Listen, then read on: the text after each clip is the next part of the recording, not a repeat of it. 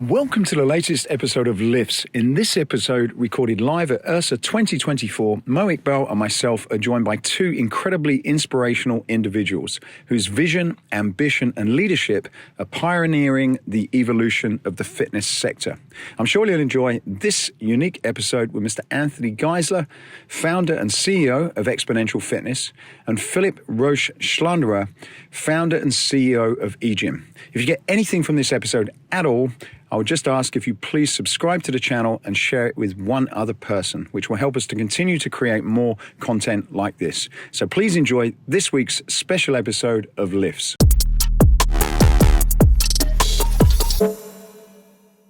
So Anthony, welcome to the L.I.F.S. podcast, live here at IHRSA. We appreciate you coming on. You are the founder, director, and CEO of Xponential Fitness. Yep. Thanks for having me today. Yeah, happy to be on. Anthony, give us a little bit of background. What was the vision for setting up Xponential at the time that you did? Yeah, I mean, originally it was, the founding of Club Pilates, my acquisition of it from Allison Beardsley back in 2015. We grew the business, from a dozen or so locations to, what today is 1,000 open. But after about 2 years, I worked with TPG to kind of exit the business and then partner with them to really kind of create this portfolio approach. I mean, a lot of people had taken shots at it in the fitness, space that didn't really pan out. You've seen it at driven brands on the automotive side. So there's been portfolio aggregators in industries, and originally it was a private equity person that, had kind of approached me with it, a guy named Mark Magliacano from El Catterton. He was like, hey, look, no one's kind of done this space at the time. They own Peloton, they own Pure Barre, they own Core Power Yoga, and I had Club Pilates. And so the conversation then was, hey, look, let's put all these together and you run it. And so they ended up bringing TPG in the mix. Long story short, I ended up doing my deal with TPG. We ended up going back and buying Pure Barre from Mark, as maybe brand 6 or 7 or wherever that might have been at the time. But I teamed up with a guy named Mark Grabowski over at TPG, and we grew the portfolio. Right, a lot of it came out of Dave Long at Orange Theory as he was building OTF. I would constantly get lead flow into Club Pilates, and they would say, hey, yeah, I called Orange Theory, and those guys didn't call me back. And I'm like, well, they didn't call you back because they sold out 8 years ago, right? There's, kind of the front end of a franchisor. You spend the first year or two, selling franchises, and then the next time starting to get over, get them open. And so, there's 1,000 Club Pilates open today, and not many people know what Club Pilates actually is, right? And so eventually people start to find out about something like an Orange Theory or a Club Pilates. And at that point, it's been around for a dozen years, right? And so I was seeing that Orange Theory had a lot of this lead flow coming in, and they can't sell anything, right? Because there's no more territories to sell, and you don't want to oversaturate your market. So with that, I actually approached Orange Theory at one point with Club Pilates and said, I'll buy your lead flow, right? The people that want an Orange Theory, I'll talk to them about, possibly buying a Club Pilates. And so as time went on, I ended up with that same problem with, good problem to have, but people wanting Club Pilates and us not having a home for them.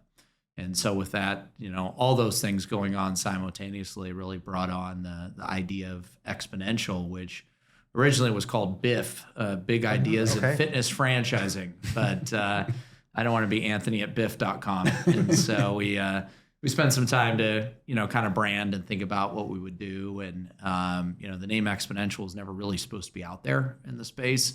It was just supposed to be kind of behind the scenes parent company, which is why if you look at our filing, it was originally called H&W Investco, which was Health and Wellness Investment Company, right? So it was really just supposed to, all these other names that it had didn't really matter because it didn't matter. But then when you came to exhibit at, Recon on Real Estate or, IHRSA or something like that, it's like, well, what's your brand? It's like, oh, we're Club Pilates, Cycle Bar, Row House, this, that, whatever, right? And so Xponential, kind of got born out of necessity to really have a brand for the portfolio. So I think when Xponential was formed, and congratulations on all this success, but you were kind of at the peak and rode the wave of the growth of boutique fitness, right? And you've kind of acquired these brands, which gives a really strong offering to the consumer. As you're thinking about the next 5, the next 10 years, what are the trends, or where are consumers shifting? One of the things that we've seen a lot is the growth of wearables, the growth of wellness and health kind of been integrated here. Yep. How do you see that playing a role into what's next for Xponential? Yeah, I think it's going to be a holistic approach to health and wellness, right, is what we're going to see. Just came out of a meeting and we're talking about the tech, we're talking about wearables. You go to CES today and the sort of health and wellness category there before didn't exist. And today it's its own hall, right? At least that's what the people at the last meeting were saying, right? I haven't seen it with my own eyes, but if all that is true, we're seeing that kind of around, right? You're seeing it with pharmaceuticals like GLP-1s, which I'm sure we'll get into. But this isn't so much like people just kind of go on their own, go take a 1-hour class, and there's no community, right? Boutique fitness, really, it's specialized, but it's also a specialized community, right? When you tell people all the time, if you're a part of the Porsche Club of America, that's a lot different than just being a part of the Car Club of America, right? And what's the difference, right? Everybody there loves a Porsche. Otherwise, why in the Porsche Club of America, right? As opposed to loving cars. So when you see this kind of shift in big box, and my big box brothers, I love them. They do a great job. So no knock on big box. But when you go into a big box branded facility, like you don't know why people are there. It might be for weight training, could be for stretching, could be for basketball, could be, my dad is a member at Lifetime and he just goes and uses the steam room and the sauna and showers. Like the guy does nothing as far as, like a fitness piece, but he loves it for that, right? And so when I'm walking in with somebody into Lifetime, I don't know what they're into. They could be there to get their nails done, right? Yeah. So a different offering. If I'm walking into a Pure Barre, I know exactly what they're going to do. I go into a cycle bar, I know they're into cycling. Otherwise, they're just in the wrong building. Right. And so that's what builds that community in boutique. And so I think as that boutique wave rode, as you're talking about, and as wearables get worn, right, and as pharmaceuticals or scripts start to play, whether it's, places like Game Day with HRT, which is really TRT, right? Because, women aren't going to a place called Game Day to get hormone replacement therapy. But as you kind of look at that, it's like, how do those act as a catalyst for people, right? I mean, look, we all know how to lose weight, right? It's called eat less, move more, right? That's what it is, but that's pretty easy. It's like we all know how to make money. It's like go out and work harder, right? Well, that's great, but then step 2 is kind of how do you get that done, right? And so if you're able to encourage people via community, right? You're able to engage via wearable. You're able to have catalysts like HRT, IV therapy, GLP-1s or things like that can act as a catalyst for people to go diet, exercise, and kind of this holistic wellness approach, right? You see it in the medical field too, because now these wearables actually deliver information back to medical doctors, right? And so it becomes this 360 approach, right? It becomes 3-dimensional, 4-dimensional, 5-dimensional when it used to be 1-dimensional before. What are you seeing? Or what's your perspective on the challenges? Clearly a lot of people in the boutique space, which you guys operate, have had a difficult time. A lot of them have not made it through. You guys have obviously got a very successful formula. You continue to grow. Do you share the same perspective of there is challenges at the moment in the industry? And if so, what are some of the things that Xponential are doing to help their franchisees deal with a fairly difficult global economy at the moment? Yeah, I mean, look, I think the macro has become that was a 6-month ago story. I'm constantly talking to investors, obviously, both public and private, and you'll hear different themes, right? Themes will come through. This last year, it was, student loan debt is coming, and people aren't, the sky's going to fall in September when everybody gets their student loan debt, right? And the sky didn't fall. It was leverage and high interest rates and inflation and the macro. I haven't gotten the macro questions in the last 6 months, and so that's good news. That means that people aren't highly focused on that, right? We spent a year talking about the impending recession, then we spent another year and then another year, right? And so thank God, kind of knock on wood, we haven't seen that, right? We're still continuing at least at Xponential, to see consumer demand continue to increase, right? You see our average unit volumes continue to climb. I mean, 23, now 24, I think it is, quarters in a row, 9 before COVID, the balance after COVID of the average revenue for a franchisee growing, right? You look at same store sales comps, they used to be 8%, 5 to 8% is great in consumer. That's kind of where they peg boutique fitness, right? And so we saw that pre-COVID. We're seeing twice that now in a post-COVID world, right? 16% this last year in 2023, and 17% for our stores that were 3 years and older. So this isn't new stores coming on. This is vintage stores as well, still continuing to perform. Now, that will normalize over time, right? It's kind of like a car getting up to 300 miles an hour. It's hard to stay at 300 miles an hour, right? You just have mathematical numerators and denominators. As we opened 557 clubs last year, we opened 160 of those in Q4 and 90 of them in December. So when you look at the run rate of 2023, we're opening a club every 15 hours. But in December, we were opening 3 clubs every day, right? So, kind of a different situation. And so you're still seeing demand for franchisees to buy franchises. I mean, we sold over 800 franchises last year. Like I said, opened 557 stores. 75% of those openings are domestic. 25% of those are global. So you're seeing the global footprint doing really well. You see brands like Club Pilates have 45 open units in Japan. We have 7 brands in Japan. So APAC is continued to remain very strong, right? BFT and Stretch Lab and Rumble and Club Pilates and all these different brands that we now have today in the APAC region. So where we used to be a 90-10 business domestic, we're now, a 75-25 business domestic. And so you're still seeing international demand for those boutique fitness where the wave is starting, right? And not riding and or finishing. So I mean, just going back to the macro question, I think, so the macro question in terms of consumer activity and consumer intent is still high, right? That has not really come through. Has that impacted franchises in terms of their ability to access capital to grow the base? I mean, have you seen that coming in? Because we have seen a tightening up on the investor side where they're not deploying capital, they're holding on to cash, they're sitting on cash, so it's ready to be deployed. Are you forecasting anything on that side where you think that it might slow down the rate of openings at all?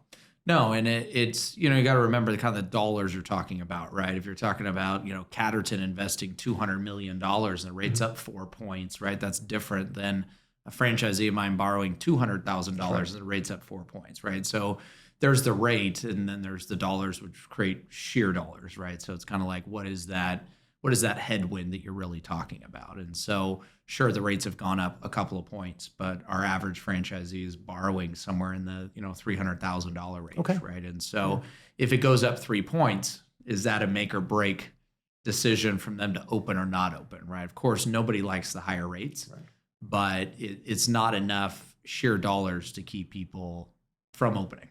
And speaking about your franchisees, I've been following Xponential for years. And when I've looked at it before, obviously now that you're public, everything's out in the open. You're able to see everything. Yep. And I've really kind of recognized the strong performance of your stores, right, in general, and especially putting my MBA hat on, looking at other kind of businesses like a McDonald's or Burger King, but pick any one of the industry. You've actually performed really well, right? Yep. Both in our industry, but also outside. I mean, speak a bit about how performance is viewed in the public market for those who might not be as informed or this is not their everyday job. Yeah, so I think it starts with unit level economics, right? And people will look at numbers and say, oh, you had 100 and something stores, close or whatever it might be. And if you think about it, there's typically that standard bell curve, right? So you'll have 10% of the stores that are challenged, right? And trying to figure out how to be an operator, how to be an entrepreneur, right? How to market and sell and manage employees, because it's a franchise business, right? Yeah. These people coming into the business have worked in business before, but most likely haven't owned a business before or run a business before. And I tell people it's completely different to be a flight attendant than it is a pilot, right? You can watch 1,000 takeoff and landings. You could be in turbulence. You could be in the same plane. But when you're in that left chair and you're actually in charge of the plane and you're in charge of the passengers, it is a completely different feeling. It's more like jumping out of the plane than riding in it, right? Yeah. And so you'll have the bottom 10%, and you also have the top 10%, right? You'll have, and so when you look at our 3,000 stores, right, that are open, you'll have, hundreds on the left side and hundreds on the far right side and the 80% in the middle, right? And so that's why we look at things like average unit volume, and we look at things like same store sales, right? We don't just look at how big is our system growing. We look at how big is an individual store comping, right? Mm-hmm. How are they comping, year over year? How are the vintages comping, right? Because you don't want to just have new stores coming in. But as we look at 2023, like our cohorts in 2023, as stores were opening and as we got further into the year, the stores are opening stronger, right? We're seeing that across brands. Now, the great thing about portfolios, of course, is that you'll have brands come in and out. You'll have modalities come in and out of favor, right? Like cycling right now is down globally about 25%, right? Depending on if you want to talk to Gym Pass or Class Pass or other aggregators or, IHRSA data or wherever it might be, it's in that range, right? And there's a lot of data to support that. And so that modality, what do you do, right? I mean, Flywheel closed 100% of their locations. SoulCycle, I think, closed about 50% of their locations. Right. We've closed somewhere in the 25% of our locations, right? And so when you look at it, you say, okay, we're faring better in cycling, but we're not trying to, figure out why Cycle Bar is having difficulty. We're trying to figure out globally why people aren't cycling, right? So you're not just trying to solve for something, micro in your portfolio. You're trying to solve for something macro. Okay. Right. So, you'll see that the brands, that they perform better than consumer typically performs, and they perform better than kind of their industry peers because we do have a massive support system. You are fairly unique in this space, and if you had to sort of explain what would be the 80-20, what is that 20% that you guys have got that have helped to create this success? Is it part of the team? Is it part of the fact that you've got this portfolio approach here? How would you describe some of those key things that have made you such a success in this space where a lot of people have really struggled? Yeah, I mean, look, like any good recipe, there's a lot that goes into it, right? It's not just the flour, the chocolate chips, or how long you bake it. It's kind of all of it, right? That makes it taste good. But ultimately, the leverage that we have today, right? It was different as we were building the portfolio, but ultimately, the leverage we have today and the proof points we have today, right? And so, you've got CMOs of 10 brands sharing best practices. You've got presidents of 10 brands sharing best practices. You've got the leverage of 3,000 stores in 23 countries and opening 500 to 600 new units on top of that year over year over year. I mean, when you look at the backlog we have right now, we have a couple thousand domestic units that are bought and paid for, and about another 1,000 contractually obligated to open internationally, right? So you look at where we are today at 3,000 open with another 3,000 sold, opening 500 to 600. People ask, what does the next 3 to 5 years look like, right? And from a studio opening level, we'll double in size, right? If we're doing 550, the easy math is 550 by 5. We'll get through the balance of that, but we'll add to that as we bring on new brands, right? And as we sell and we open and kind of head toward that holistic approach of, how do we handle weight management, right? How do we handle burning calories, right? How do we handle strength training, right? We've added strength training to Cycle Bar, strength training class in cycling, right? Which are like, how does that work, right? And so we did that at Pure Bar. We added strength training to Pure Bar. And as you look at these GLP-1s and things coming into the network, you're going to have the American Medical Association, people like Optum taking looks at, this burns 50% of your lean muscle mass. Like, well, that's not good, So what do you do about that? So it's going to be coupling, the workout with the nutrition, right? And strength training, for people to be able to come. So we can kind of see some of those things into the future. We've been looking at Lindora for 2 years, just kind of watching that part of the business. And, we didn't want to buy something that was just GLP-1s or just HRT or just IV bag or any of that kind of type stuff. We wanted to buy something that was a sort of holistic approach. And that's what we love about it because, the material part of the Lindora business is weight management, right? It's education and coaching. to really get people to where they need to be. Yeah, is that on that Lindora acquisition and the it's a different model than I guess getting people to come in and do a workout class. And in some ways, it seems as though it's easier for people to come in and have a shot of something.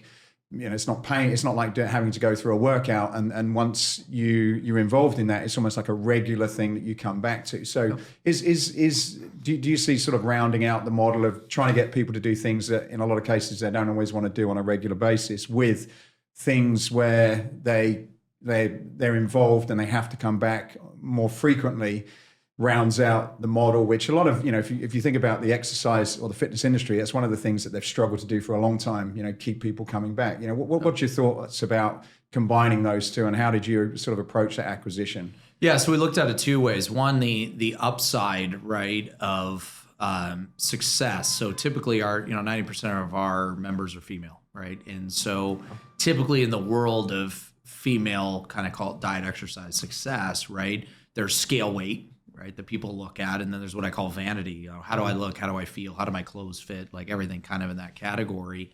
And if you go into a Pure Barre and you go to Pure Barre 3 days a week or 4 days a week, talk about reoccurring, right? But you eat ice cream 7 days a week, you're technically going to gain weight from going to Pure Barre, right? And that could be how it was viewed. So there's some downside risk in the regard that, we probably have, 12 to 15,000 instructors across the US, right, at any one given time.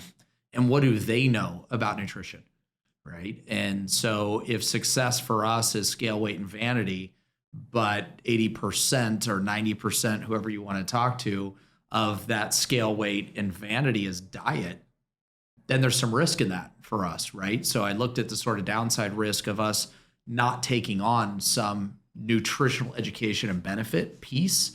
Also, Lindora, although 31 locations, once at scale, they have no one to refer anybody for strength training. Right. So it becomes great. Like a GLP-1 is not the end all be all. That is supposed to be a 12 to 18 month script at best, right? It's supposed to be a catalyst. You look at this back in the, the 70s and the Gold's Gym Venice days, where you had Arnold Schwarzenegger, right? Like, well, they could take steroids back then and they're kind of open about it. But the guy also worked out 7 hours a day, right? He didn't take steroids and sit at home, right? He didn't take steroids at home and eat ice cream or do those kind of things. So the reality is all of those are catalysts for some people to get into that weight loss journey, but that's making people then go to the gym, right? Like you need a reason for why you lost all this weight all of a sudden, and you need to replace that lean muscle mass, and it needs to be sustainable. People have nausea on GLP-1s, they have all these side effects. So it isn't kind of like I said, where it's like, people are making it out to be like, you get this little, prick, and then all of a sudden you have 6-pack abs. Like that's not how it works. There still is no silver bullet. The silver bullet is diet and exercise over time. Like that's the silver bullet. And so this can help be a catalyst for that, but the two businesses will work in conjunction together. Well, Anthony, I've got one last question for you, and I know you're pressed on time, so again, appreciate you coming on. Of course, thanks for having me. Looking at one, I think the Lindora acquisition brings unique challenges in terms of scale, because you have 31 locations all in Southern California. Yep. There's state-by-state things that you're going to have to work through. You've done it before, so I have no question that you'll do it again. Yep. And when I see what you built with Xponential, when you founded the company, you kind of built this best practices. You've almost built the OS, if I could call it that, of wellness. Now, with Lindora, you've kind of tagged that on. How do you see that OS evolving? And is it about adding more modalities into Xponential? Is it about taking best practices from a well-being perspective across your brands? And what's the next step there? Yeah, it's going to be really all of that. And you're right. That's what, I said long ago, that, we created a marketing and sales engine, right? Just disguised as yoga or Pilates or, whatever it might be. So we do have that OS today. We did it with Stretch Lab, right? When I bought Stretch Lab, 3 locations, everybody said, what's a stretching gym? Nobody's going to go to a gym to get stretched, right? Well, at 600K AUV, 500 open, 900 sold, people aren't saying that anymore, right? I literally had a conversation with the president of Stretch Lab on the way up here today, and we were talking about that. Like we're not in this like validation mode anymore. Once you're the largest and the money is there and people are doing it, and it's something really unique, right? That existed before, but we just kind of went and took the scale. And think you'll see that same exact thing with Lindora. As far as corporate practice of medicine, we liked that it was all in Southern California. California is the toughest. It is the most restrictive. So it's kind of like if we've cracked the code here for 50 years on 31 locations, right? One being in Washington, 30 in California. Then I don't want to say that it's no big deal, right? But it gets easier, right, as you've done it before and as you go to other states. And so, we've kind of hired the best of the best to make sure that, we put franchisees in a good position in that corporate practice of medicine. But, you've seen Restore do it. You've seen The Joint do it 1,000 times. It's not, the CPOM model is not new. And so we'll adapt and adopt to kind of how others have done it, and then scale Lindora. And we've already begun selling them, right? Oh, great. So we've already got stores sold and people out looking for real estate, and we're kind of doing that across the country. And so we're happy about that. 50% of our openings, almost 50% of our openings this last year were from existing franchisees. And so, existing franchisees are excited about putting a Lindora next to their stores. I was talking to a Rumble candidate a couple days ago who actually, of all things, owns McDonald's franchises in Texas. And they're looking to open a Rumble, and she's like, and then I'd like to put a Lindora next to that. Yeah. Right. And so you're seeing that today. There is a, single proof point, but there is a Lindora that sits next to a Club Pilates in a retail shopping center in SoCal. Right. And so if you can do it once, you can do it again. And so, we'll continue to sell and scale those openings. You'll see those openings starting Q4 this year. Okay. So I've got a final question for you, Anthony. What's it been like for Anthony going through this exponential journey? You've been in the industry for a long time, and you had success before this. But how's that journey been as an entrepreneur? And how would you describe that to other people that are probably trying to get to where you've been able to get to in your career? Yeah, look, people, mostly my family or, my wife will give me credit for being really smart, but I don't view it like that at all. I view it like we block and tackle and we work hard. I view, between 0 and 100, wherever it is that you want to get to, that's a series of decisions and executions that have to get done. It's not time. A lot of people are like, well, for the next 3 to 5 years, it's like we sit at home for the next 3 to 5 years, nothing changes, right? And so I'm still a massive driver in the business. I'm still in the weeds. My wife will tell you I don't have any hobbies. I do this and I take care of my kids, right? And I got 2 amazing little daughters. And so for me, I get up in the morning, I take them to school. I go to war, right? And fight to do the best I can for the business and for the franchisees and the shareholders. And then, kiss my daughters to bed at night and kind of start all over, right? But the adventure of going public was something that I wanted. It's a long-term story. It's not a short-term story. And so, we'll continue to prove out the exponential model. But, I ask people all the time, like, who out there is, selling 800, opening 557 and comping and doing it across 10 brands or 11 brands. And so I like doing what looks like the impossible and continue to prove that out. So, as long as the challenges are still here, we can keep overcoming them. That's what keeps me competing and fired up. Excellent. Well, thank you very much for your time, Anthony. I appreciate you being here today. Oh, thank you. It was good. Thank you. So, Matthew, we have Philipp Roesch-Schlanderer. Did I say that correctly? Almost. Okay. Co-founder and CEO of EGYM on L.I.F.T.S this week. Thank you so much for joining. Thanks for having me. I'm a huge fan of your podcast. That's great to hear. We have a lot to cover today. Matthew, I'll have you kick it off. Well, I've been following EGYM for a while, and it's one of those brands that you hear a lot about, and it's all positive. And whenever I talk when I talk to people in the industry, it's like they're expanding, they're doing this. But I've never, probably because I've never really had to dig into understanding what you guys do. I think I know a little bit about the product and the machines and very on a very, very basic level. But I thought what would be good is, what is EGYM from the founder's perspective? Yeah, very happy to provide you some more intel here. Maybe I start by my founder story because that explains what EGYM is. So I was born and raised in Germany, played a lot of soccer, then moved to the United States for my studies. And here my friends at university pulled me into the university's gym for the first time in my life. And I really didn't know how to use that gym. They would tell me, yeah, you step on some cardio machines and you hit this quick start button. And then you do strength machines. You would probably do like 3 sets of 15 reps. You try to have like as heavy weight as possible. And then, you do that. And it felt to me really random. Like that didn't feel really personalized. And then when I finished my workout, I was always wondering, did I win today? In soccer, I was very competitive. And for the score count, I was willing to do everything. And for me, the gym always felt a little bit like, in soccer, I was used to do sprint training twice a week, but I didn't really like it. I just wanted to score on Saturdays. But in the gym, the experience to me felt like you just do sprint training and you never score on Saturdays. And so I thought, wow, there must be something done with technology, which is my background. I then digged more into this industry, and I found that like if you really try to be very much zoomed out, there are 3 groups of people that go to the gym. One group, we call them the expert users. They know exactly what they're doing. Like they're really renting from us equipment as much as possible, as close as possible, as cheap as possible, or with a great experience surrounding it, roughly 10%. Then there is the engaged users, how we call them. These are people that don't know what they're doing, but they're willing to move mountains to be successful. They buy personal training hours. They would maybe have a Peloton at home and really do everything possible to be successful. Also maybe 10%. And then there are these 80% of people like myself that really don't know how to work out properly, but they're also not willing to buy personal training or don't have the means for it. And those are the people that, like me, hit on the training floor and hit quick start buttons, do some 3 sets of 15 reps of a random weight, wonder like, did it make sense today?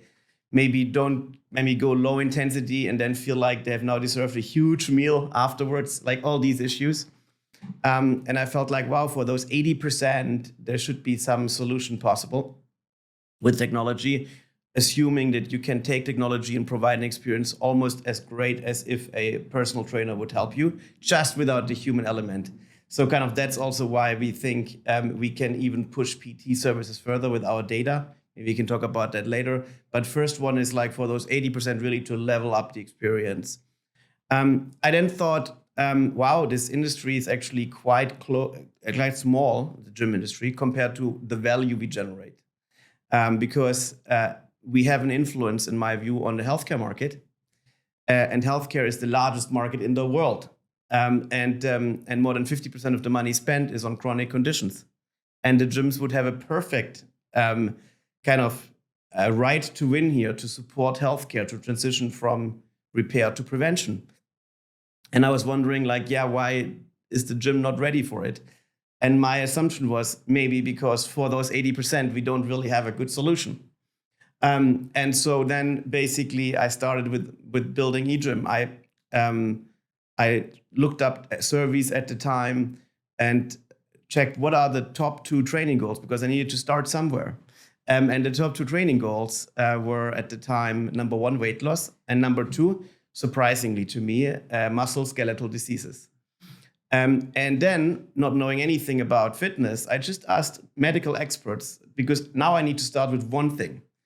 So what would be the one advice you would give to people that want to lose weight or want to tackle musculoskeletal diseases? And their answer was strength training. Okay, then I looked into strength and I thought, okay, how should be a strength training for those 80% users look like in the future? And I came to the conclusion it needs to be, you walk on the training floor, all the equipment knows you, sets up automatically, guides you through an optimal workout based on all the data we know about you. And once you finish your workout, we provide you with meaningful insights on how you've been able during that workout to improve your goal or your health. Because one of the views we have too is workout success is sports science plus behavioral science. And behavioral science plays a role in during the experience, but also how can I present the data so that I can give you your game day. And then we started with strength training. We designed this product exactly like I just mentioned. It adjusts automatically. It knows your data, walks you through an optimal workout, and presents you information about what you've been able to achieve today. I then realized, we need to take this experience really to the entire training floor. So next step then was, after we have successfully introduced our smart strength machine to the market, to really expand to the entire training floor. And we started building partnerships with companies like Matrix, L.I.F.T.S, Precor, 130 different gym vendors in the world partner with us to think of how can we personalize the experience inside the entire gym, on the entire training floor. We basically at EGYM always just look for things that happen on the training floor. We find it like there are amazing partners that do something like behind the counter, what we call it, like the member management softwares that we all integrate. But we're not doing this. We really focus only on the training floor and want to be basically a puzzle piece for gym operators to pick best of breed.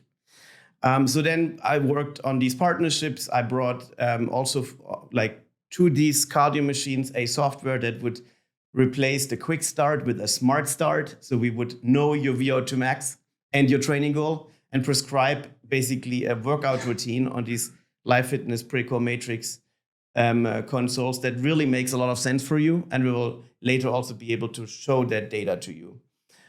We then developed our personal trainer app, where we included the personal trainers into the ecosystem, presenting data to them so that their pitch really is like top notch and not just kind of talking about the weather and trying to sell something, but really like, hey, Matthew, I see you have muscle imbalances. Why don't we fix that together? We feel this is more modern. And then like kind of we kept going, and then we started to also talk to employers. Hey, are you interested in investments into employee wellness? So you're sending your employees to gyms, and we can make sure in those gyms that your employees work out safely and effectively. And we can report back the data to you. And they start to be really interested. And so this is basically how EGYM has developed. And this is also, quite frankly, how I've met, for example, Chris and Rob, who just recently joined us. They were like for many years my partners.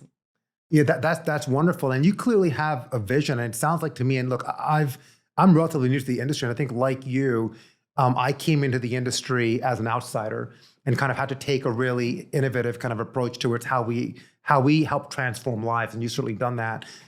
EGYM continues to evolve. You are certainly not done. And I've been in this industry for just over almost 12 years. And in that time, I've kind of seen EGYM, yes, come up with the first strength product, and I kind of see you then going to the gym floor. You really won over partnerships.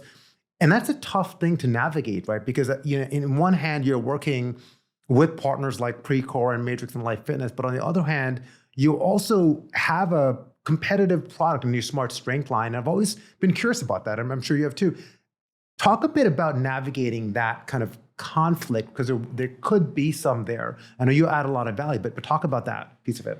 So very important topic. And we really believe, so our number one stakeholder is the gym operator, and number two are all our partners. What the way we deal with this, we always realized, like at the beginning, I thought coming more like with an IT background to the industry, I will quickly have all APIs and then do something cool and everyone will love it. And then I realized that basically when I entered this industry, everyone more had the mindset of kind of everyone was building a little bit their own little kingdom. And our strategy with our partners basically is to always pick the high road. We really invested heavily into building trust. If there's like one specific case where basically our partners or us have to lose some money or something, it's going to be typically us to give up. We had to do this initially. In the meantime, we have such a trusted partnership that we kind of figure it all out together. But we would basically make sure that our partners feel really valued and that we also think how we can elevate their business, right? Yes, of course, our smart strength machines take away space from selectorized strength machines, clearly. However, our technology makes it much more attractive, maybe, for example, to buy high-end cardio consoles, because the experience just finally gets really very much improved by this kind of full data platform where the cardio console plays a role. And so all of a sudden, kind of everyone is a winner. The gym has a better experience, EGYM can make revenues, and, for example, Matrix can make revenues too. You were very successful recently in raising some money in a pretty tough climate. The fitness industry, I don't think, is probably seen as though it's in a particularly great space. Well, tell us a little bit about how you managed to convince people to invest in your company, and what did investors see in you guys that they may not be seeing in other businesses at the moment?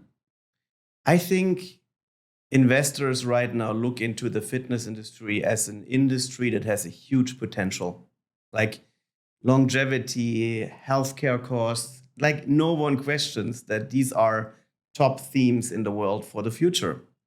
But investors, especially tech investors, always have looked into the gym industry a little bit reluctantly because there wasn't so much technology going on. Like, there was a lot of money invested, I don't know, in like marketing automation or so. But then they walk on the training floor and it feels pretty analog. And we were able now in our first market in Germany to really show how the future may look like and what is possible with much more connected products. We are now at EGYM, I think, in 25% of all German gyms. And so we could show like the gym operators make more money with us, the users have more success with regard to their health, and then like health plan providers, employers show real interest in spending more money on it. But of course, also investors look at our historic numbers and how we've been also kind of dealing with challenges. And I'm like really the most proud of my team. They are like really, really great people, very passionate about the industry and going the extra mile to make sure that you know our mission is one day accomplished, and for sure not kind of entering a stopgap or so, because COVID for us, living 100% from in-person gyms was really difficult.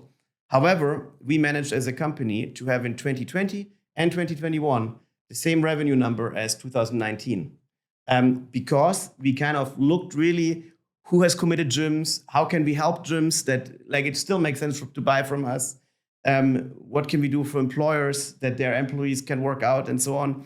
And so I think it's the mix of we have proven as a team that we can deal with challenges.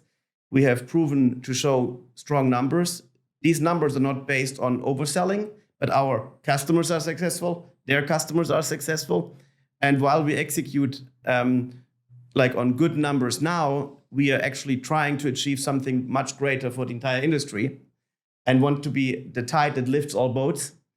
And that starts then to be exciting for investors because they see a clear path how EGYM could be that tide that lifts all boats. And if we can have just a minor impact as the fitness industry to the health industry, like, changing something there 1% will double us. So you just need to work all together on this. And that's also, the theme that people like about us. We are now launching, our EGYM Genius, our AI product, which is really only possible because we work with 130 gym brands together. We aggregate the data and use all the products, even the analog products, to really have all of a sudden the ability to provide an AI workout. How are the investors looking at you? Are they looking at you as a fitness equipment business, or are they looking at you with, like you mentioned, data quite a bit? Are they looking at you a data organization, like or the technology company? Technology company, yeah. How do they view what you're doing? They clearly view us as a technology platform in the gym industry. Well, I'll add, look, I mean, our companies are about to enter like a partnership, and we've had an opportunity. I've had a chance to meet people beyond just you, and I can attest to the fact that your team's fantastic, incredibly talented, and the passion resonates on both sides. So that's something that we saw early on, and we certainly appreciate. When I kind of look at your product mix and kind of what you offer today, you first hit on the assessment piece, which I think you do both from the app. You've got a good in-gym product, which I've started to see in more gyms. You then kind of move the journey along to equipment. You talked a bit about the cardio side and Selectorize. And then you are now building out this AI Genius product, which I saw a preview of a little bit in Riyadh a couple of weeks ago. I think it's brilliant in what you've done over there. What are the gaps that you see in that circle? Because you've addressed the assessment piece to kind of identify your goals and where you need to go from where you are. And then you're taking the people through. But but I could see the wheels turning in your head. I know that there's gaps that you're looking to fill. What do you think's coming next? So first of all, what I find very important to always discuss with gym operators and their teams is when I entered the industry, I had a lot of people basically telling me, I believe in functional training, or I have this view, because they just like this and this and that. And I always had the view that it's all about the customer journey. It's our dream to bring everyone at some point to functional training. But we cannot have Aunt Anna, who never worked out in her life, who will not buy any personal training, to start right away with functional training. So we need to get her on a path that works for her to achieve that. And so every member journey starts with understanding where is this member, and then kind of onboarding her on the right moment to help her progress. And that's why we first started with circuits, smart strength as a circuit. Now we have open mode, which is like smart strength machines without circuit mode. And of course, the first session always should be assessment. Like, where are you today? Let's establish that view. Let's collect the data. That data should be informing what we prescribe for you now. And the changes in the data should be then having an influence on how we change your plan, your prescription, and so on, and the intensity of your workout and all of that. And so Genius is this idea that basically you walk on the training floor. In this moment, we consider all the data we know about you and prescribe based on your preferences the perfect workout based on all the equipment that is in that specific gym available, right? We will ask you, tell me what's your training goal, tell me how often do you want to work out per week and how many minutes per workout. And by choosing those decisions, you have basically also chosen your trade-offs. Like, of course, if you give me just 15 minutes, you will achieve less than if you had given me 45. That's your trade-off decision. But now you're in this gym, and for example, you may have chosen to jog to the gym. So I know you're already warmed up. My AI will not cut into your 30 minutes that you have maybe given to me for a warm-up, and you can go right on your workout. But if you haven't jogged to the gym, I need to first provide you with a warm-up, right? If you chose yesterday to go running, we will do 100% strength training today, right? And so all of a sudden, we can really have an influence. And the important thing here is we need to really feed this AI with as much as possible data. And one interesting element here is from our strength machines, the strength tests. If you don't feed in strength tests, like how did your muscle develop on all these different muscle groups, even if you just want to do functional training, no AI will be able to update your functional training plan because the AI doesn't receive the feedback. What did it do to your muscles, to every specific muscle? So, for example, now we use our strength test to serve 100% functional training users. They just need to give us per machine a second of strength test every few weeks. And then they don't have any headache anymore and can have the perfect functional training workout. Because one of the things we realized was what all users in gyms have in common is that they want to exhaust themselves, but they don't want to think about the workout.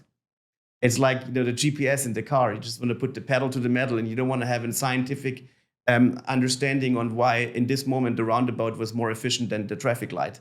You just want to kind of put the pedal to the metal and be there at the fastest possible time and think about something else. And pretty much that's true for every gym user, from the beginner to the expert. And we want to support that.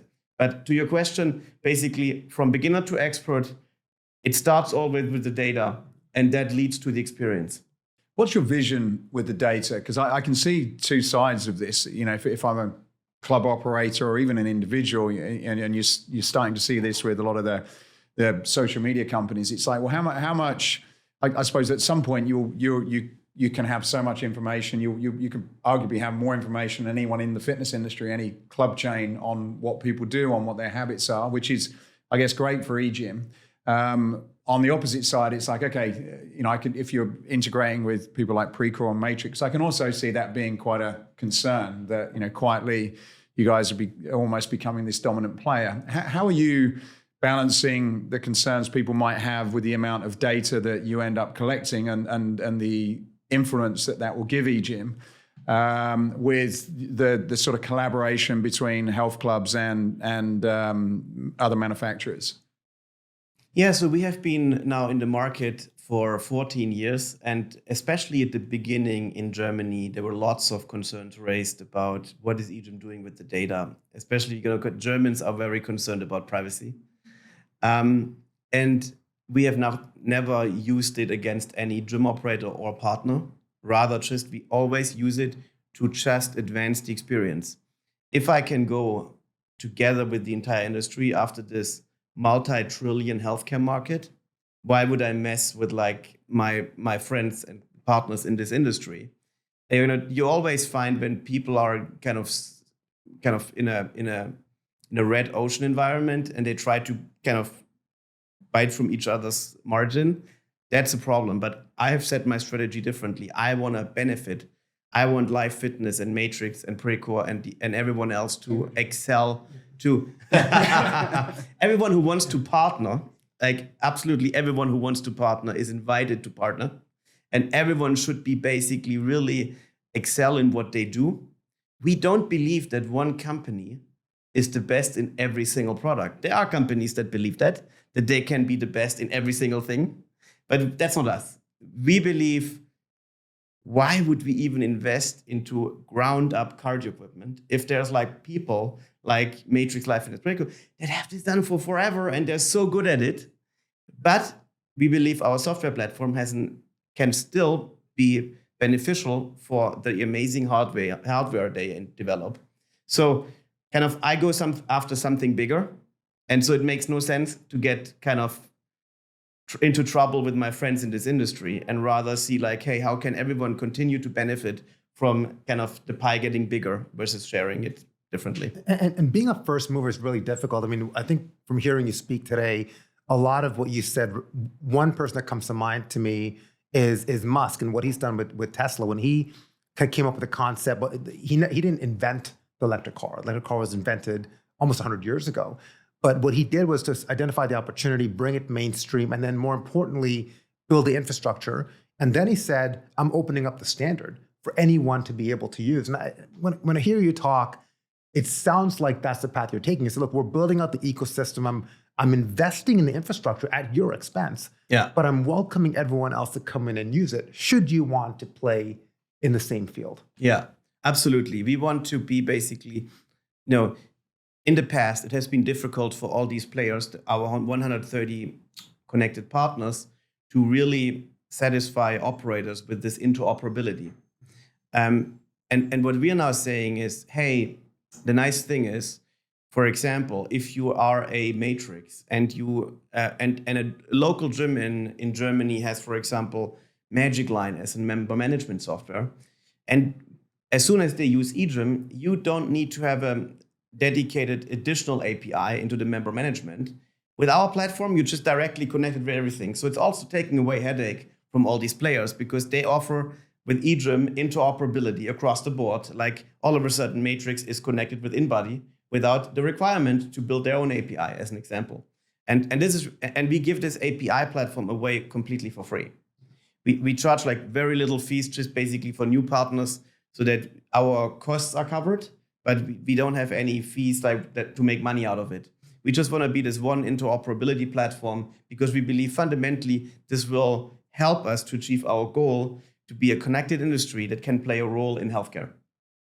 You mentioned healthcare, and when we were having conversations through the pandemic, it certainly seemed that the fitness industry was struggling to get the support they needed from a lot of governments because they were struggling to get the data about what actually going to health club really, really did in terms of improving people's health. And with what you're doing, it sounds like you're collecting a lot of useful information. Is there anything that you're doing to be able to work to get support from local governments, to get support from healthcare and investment, to be able to show that, look, if people are doing this so many times a week or over a course of a year, this really, really is making a difference, and you should be taking this industry more seriously? Yeah, absolutely. We have like a working title about this project. We call it "Workout Like a Pill." Like a pill. pill, right? Pill, I'm gonna like come back your to that in a medicine. second. Yeah. Sorry, what? I'm going to come back to the pill comment in a second. but- Yeah, okay. So because fundamentally, how does pharma work? You prove with one specific medicine that whenever a human body takes it, it does exactly the same thing in this body, and that is proven. So now in our industry, we have like thousands of studies. This is how you tackle back pain. This is very helpful when you have prediabetes. This is helpful when you have problems with your knees and so on. But the problem is now we expect government and health plan providers to send people into the gyms, and then in this gym they do something totally different than what is proven in a study. So that's like basically I have proven now that aspirin works against headache, and now just I want you to just prescribe any kind of medicine, right? Because it's proven here. And so what we believe is once the gym is connected, we can basically replicate specific routines that have been proven in studies and can deliver this without variance, that when we send people to the gyms, they do exactly what has been proven in the study. And then we can report back the data. And so all of a sudden, it's prescribable. That's what we call workout like a pill. It's a very interesting vision. I like, it's amazing like where you're able to go with what you're doing and technology. I don't know, like, are there any, you probably know this space better than anyone, but are there any other people that are looking at this, or are you? I know the machines themselves are probably not totally unique, but is this philosophy and this vision you've got relatively unique in the commercial fitness industry? I mean, from what I know and all that I've been learning more recently from EGYM through this partnership journey, I think it's the different pieces together. So if you distill down and kind of take the different products that EGYM has, sure, you could find solutions that I've seen in the industry to offer the assessment. You have, add-ons to selectorized machines now that, could make it quote unquote smart. You have another one that might do the ecosystem. But I think what is missing is all the components around, integrating all of that and then opening up other partners to come in. That is unique coming from an equipment manufacturer that I have not seen yet. I want to just double click on the pill comment in a second. We've got a funny story here for Matthew and I regarding one of your recent executives, Chris Clausen, who you just brought on, who we're both big fans of. We were in Riyadh about 2 weeks ago at this point, right? And suffering from major jet lag. So I see Chris downstairs and he's like, Mo, I said, how are you feeling? I said, I'm a little bit tired. He's like, I've got the answer. Give me 2 minutes. He runs up to his room, he comes back down, and he gives me 3 pills. 3 pills. Blue pills. Blue pills. Blue pills. Said, take this before you go to sleep. I'm like, I've never taken a sleeping pill before. Take this before you go to sleep.